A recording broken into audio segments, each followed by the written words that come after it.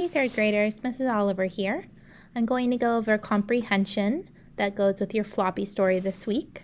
We are on Unit 4, Week 3, and the story is called Gray Fox. Let me try that again. Gray Wolf, Red Fox. That's on pages 256 through 259. The story is expository, which means it is giving real, factual information.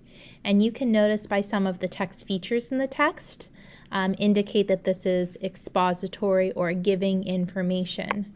We have real photographs, we have captions, headings, and we also have a map. All of those features tell me that this text is going to be expository. Our skill this week for comprehension is to reread. If I want to answer how do red foxes look different from gray wolves, I can go back into the text and find that section.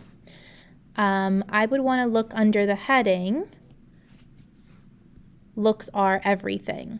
So if I do some skimming, I see that the wolf is large. I see that the fox is smaller and weighs less. They both have excellent hearing. They can hear small animals under the ground. Talks about their tails a little bit. They both have long bushy tails. The size of the length is a little bit different. It helps both of them protect from the cold. So this heading right here, looks are everything, is a big red flag. It says, hey, look here, which guides me where to reread to find the answer to that question. Our comprehension skill is to compare and contrast. So if I want to talk about the looks of the red fox and gray wolf, I could look in this section, looks are everything.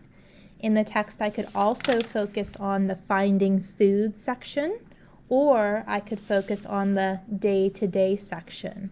There's going to be many comparing and contrasting throughout the entire text, but those headings help us organize the information. So I'm going to look at the looks are everything. And something that they have different is the adult wolf is the size of a large dog.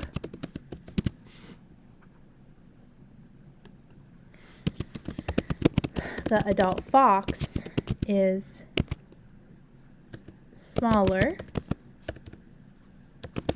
and weighs a light amount. So their weight and their size are different. Comparing is what they have in common. So in our text, I see it says both animals. Okay, so that tells me they're going to compare both of them, and it is the same. I could also look up here and see the gray wolf is part of the wild dog family, and I remember from prior, they're both in that family. Either one of those pieces of evidence would be okay. Since I'm focusing on what it looks like, I'm going to pick the one about being in the same family. I could also, I see now that I'm looking down below, I might want to talk about their tails. It says they both, there's that key word again, both. I think I'm going to choose that one.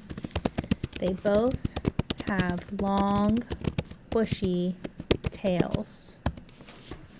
Again, you can use this strategy throughout the text. It doesn't mean that I can compare and contrast like the whole text as a whole. I could look under those headings and do that throughout the entire text as I'm looking through it. So contrast are what they have as differences, and compare is what they have alike or the same.